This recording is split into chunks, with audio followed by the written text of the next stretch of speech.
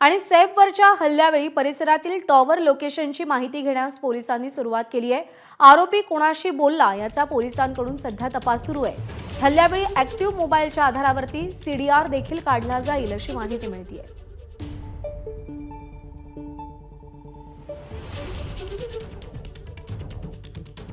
ज्यावेळी हल्ला झाला त्यावेळी टॉवर लोकेशन्सची माहिती काढली जाते आणि जे मोबाईल त्यावेळी ऍक्टिव्ह होते त्यांचा शोध घेऊन त्या मोबाईलचा सीडीआर काढला जाईल, जेणेकरून हल्ल्याच्या आधी आरोपीने फोनवर कोणाशी बातचीत केली याचा तपास केला जाणार आहे।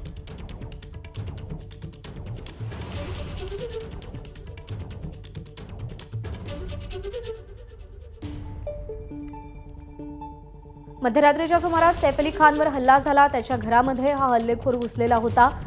एका संशयिताची ओळख पटलेली आहे, तोच आरोपी असल्याचा दावा केला जातोय असं सूत्रांकडून कळतंय, पण अर्थात तो अजून पोलिसांच्या हाती लागलेला नाही। पोलिसांची 35 पथकं तैनात करण्यात आली आहेत। यामध्ये 20 मुंबई पोलिसांची पथक आहेत तर 15 क्राईम ब्रांचची पथकं आहेत। तपास अत्यंत वेगाने सुरू आहे। जो संशयित आहे त्यानं ट्रेनने प्रवास केलाय, तो दादरला पोहोचलाय असं देखील सीसीटीव्हीच्या माध्यमातून कळतंय, पण त्यानंतर अजूनही त्याचा तपास लागलेला नाही।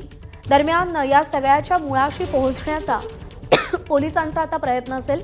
ज्यावेळी हल्ला झाला त्यावेळी त्या परिसरातील टॉवर लोकेशनची माहिती घेतली जाणार आहे। जे मोबाईल त्या काळामध्ये ऍक्टिव्ह होते त्यांचा सीडीआर काढला जाईल आणि त्यातून कळेल की हल्ला करण्याआधी आरोपीने कोणाशी बातचीत केली होती।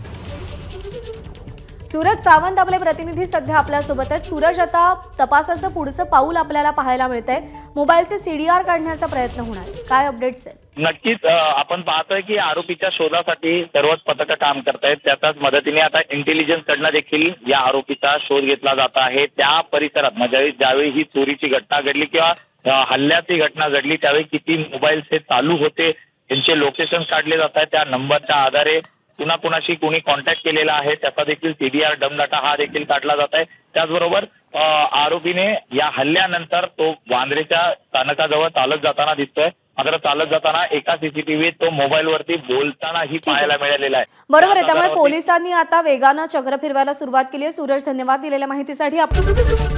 एबीपी माझा, उघडा डोळे बघा नीट।